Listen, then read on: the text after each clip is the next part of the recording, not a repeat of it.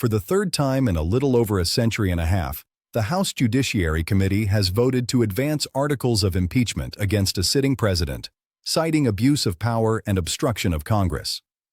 Supporters of the president describe the move as a witch hunt, a sham, a hoax.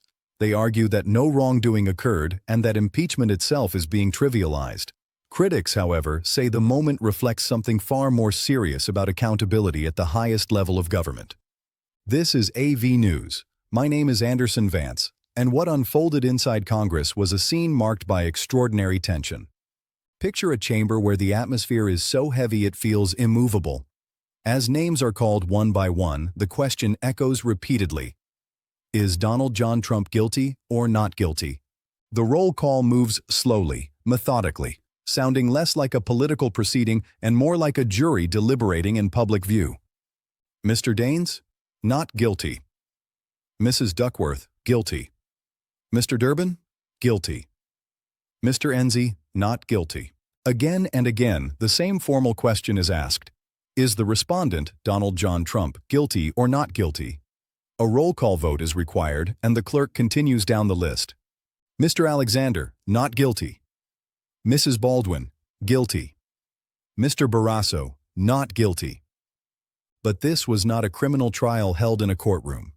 This was Congress deciding whether to move forward with impeachment proceedings once again. Here is the key development. 140 members of the House voted in favor of advancing impeachment. That number represents nearly one-third of the chamber. It is not a symbolic action taken by a small faction, but a significant bloc of lawmakers asserting that the president should face formal scrutiny. All of this is happening as the 2026 campaign season begins to take shape, adding political weight to an already volatile moment.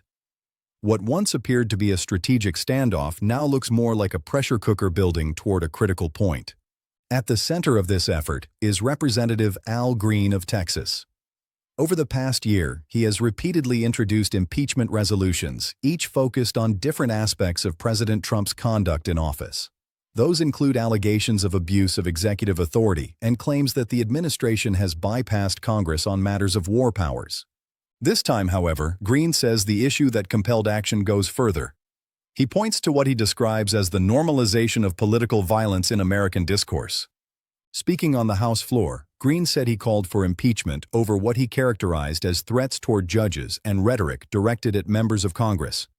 He framed his actions as part of a moral obligation, invoking historical moments when Americans faced intense resistance but continued forward nonetheless. Green argues that the president's language, which supporters describe as rhetorical or exaggerated, has contributed to an environment where threats against lawmakers are no longer viewed as shocking.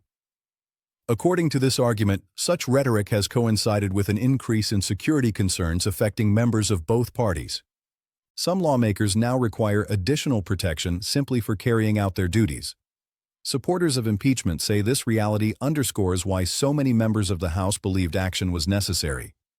That context helps explain why 140 lawmakers ultimately voted to move forward, setting the stage for what could become another defining chapter in an already turbulent political era. Now, it is important to clarify what happened next. While the vote demonstrated significant support, House leadership ultimately tabled the resolution, meaning it was blocked from moving forward immediately. Several Democratic leaders signaled hesitation. They expressed concerns about political risk, timing, and the potential to alienate moderate voters, particularly those in competitive districts. Some argued that launching impeachment proceedings now could distract from other legislative priorities. However, the size of the vote itself sent a clear message. 140 lawmakers chose to back Representative Green's effort despite those concerns. That level of support suggests this is no longer a fringe initiative. Even some moderate members, including those facing difficult re-election battles, decided the political risk was worth taking. That choice reflects how seriously a substantial portion of Congress views President Trump's conduct. Here is where the situation becomes more complex. If the House eventually passes articles of impeachment, the Senate would face a difficult decision. It could hold a full trial, extending political scrutiny for months, or it could attempt to limit or dismiss the process, a move that would likely draw its own criticism. A Senate trial would dominate headlines, force Republican senators to publicly defend the president, and potentially stall legislative work. At the same time, avoiding a full trial could expose the Senate to accusations of shielding the president from accountability. Either option carries significant political consequences, particularly with upcoming elections approaching. Some Democratic lawmakers have accused Senate Republicans of offering shifting and, at times, conflicting defenses of President Trump, arguing that these responses are designed to confuse the public and delay accountability. Republicans, for their part, maintain that impeachment efforts are politically motivated and lack sufficient legal basis. This dynamic has created what many analysts describe as a lose-lose scenario, one that could reshape political calculations heading into the midterm elections. The broader context matters. Representative Green has pursued impeachment efforts before, earlier focusing on allegations of executive overreach and foreign policy decisions made without congressional authorization.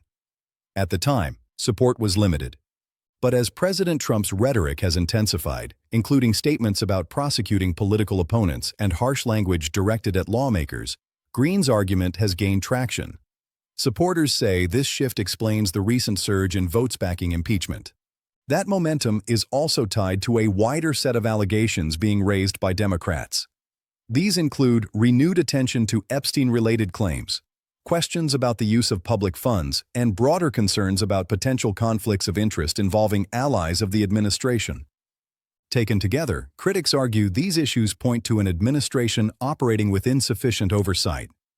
Green and his supporters say impeachment is the constitutional mechanism Congress must use to reassert limits on executive power. They frame the effort not simply as a political move, but as a test of institutional integrity. Still, history offers a sobering perspective. Impeachment does not guarantee removal from office. President Trump has already faced 2 impeachment proceedings and was not convicted in either case. Even so, the process leaves a record. Every vote is documented. Every lawmaker's position becomes part of the public record. That record shapes public perception, influences campaigns, and keeps the issue in the national spotlight at a critical political moment. For now, some Republicans may quietly hope the House never advances articles, allowing them to avoid a decision that could carry lasting consequences. Others are expected to publicly dismiss the process as partisan theater. But with Representative Green signaling that additional articles could be introduced and with support continuing to grow, avoiding a direct confrontation may become increasingly difficult. If the Senate is ultimately forced to take up the matter, the stakes would be significant. Political careers, public confidence in institutions, and the balance of power between branches of government would all be implicated. There is an important distinction that often gets overlooked.